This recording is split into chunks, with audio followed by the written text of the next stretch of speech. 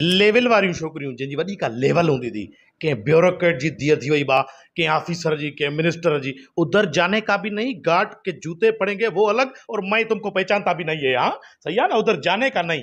पोइ इन्हनि जी हिकिड़ी लेवल थींदी आहे। इहे माना सस्ती शइ खे महांगे करण जी ताक़त रखंदियूं थी, सम्झई न। अंब वठणु निकिरंदी न, शहर में 4-5 पोयां गार्ड वेठा आहिनि। इहो अदा अंब घणे आहे? चपन खे ईअं कुड़मुड़ो करे ॾंद चपन खे दसे हेठि। अदा इहो अंब घणे आहे? इहो लिंडो अॻु में ई गार्डन खे चेंबर आहे, पादर खाइणा अथसि, इहो 150 रुपए किलो ॾे असां वांगे।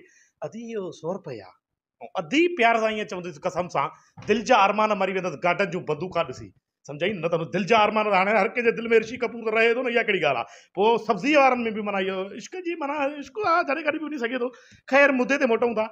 इहो अदी 100 रुपए आहे। 100 रुपए छो आहे? तव्हांखे ख़बर बि आहे त मां केरु आहियां, मुंहिंजी हैसियत, मुंहिंजो स्टेटस छा आहे। सुभाणे मां तव्हांखां 100 रुपए जो अघु वठां त मुंहिंजी हैसियत छा रहंदी? तव्हांखे सम्झ में ॻाल्हि अचे थी? महिरबानी करे आईंदा हिते 500 रुपया अंब खपाईंदा कयो, ऐं हे वठो 500 रुपया किलो अंब ॾे। सस्ती शइ खे महांगे करण जी शौक़ीन हिकिड़ी बर्गर फैमिलीज़, बर्गर शादियुनि वादियुनि में ईंदियूं थी न, इहे हमेशह माना हिकिड़ियूं स्टैंडर्ड कढण जी कोशिशि कंदई। हाणे प्यार सां तूं हुनखे मानी ॾेई आहीं त हे वठो खाओ।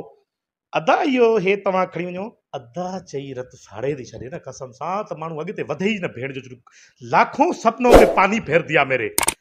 पोइ छा कंदो माण्हू हाणे मजबूरीअ खां? अबा अदा हे जेका भाॼी आहे तव्हां इहा एतिरी खणी वञो, मां डाइटिंग ते आहियां, डाइटिंग।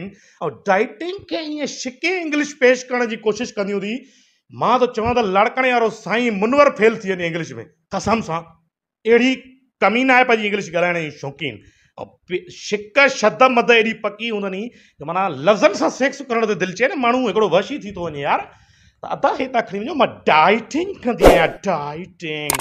न न अदी स्वीट्स अथव, मां स्वीट्स आंदियूं आहिनि तव्हां लाइ।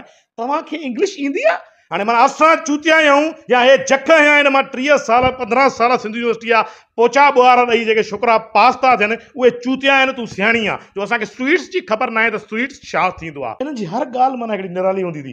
हाणे हिते पासे खां बीह हिन जूं ॻाल्हियूं ॿुधंदी न शादीअ में, इहो छा नालो खणंदियूं, ऐं इन्हनि जूं अक्सर कमीने नाले वारियूं दोस्ती हूंदियूं थी। इज़त जो नालो न हूंदो हिन जो, सलमा, अजमान, अजमान, न न इहो। हा एंजल परी, ज़रा इधर तो आना। एंजल परी, एंजल परी तव्हांखे ख़बर आहे ही मां शूज़ जेको आहे स्टाइलो वरितो आहे, स्टाइलो आहे छा हेॾे होॾे थी वञनि, स्टाइलो नथो भेण जो जॾहिं ख़तमु थिए इहो। मां हे स्टाइलो तां वरितो आहे, इहो ख़बर अथव मां घणे थो? कल्ह मूंखे न पप्पा गिफ्ट कयो आहे, मूंखे 10,000 रुपया ख़र्ची ॾिनी पप्पा। चई त हे तव्हां सैंडल वठो पप्पा। जहां पप्पा जी भेण खे 10,000 या सैंडल छोरियुनि खे पाराईंदे, 10,000 जा त सिगरेट था पीऊं यार। असां माना हरू भरू कुझु लेवल त रखूं न, करण लाइ बि तोसां माना असांखे सैंडलनि जी इज़त रखणी पए।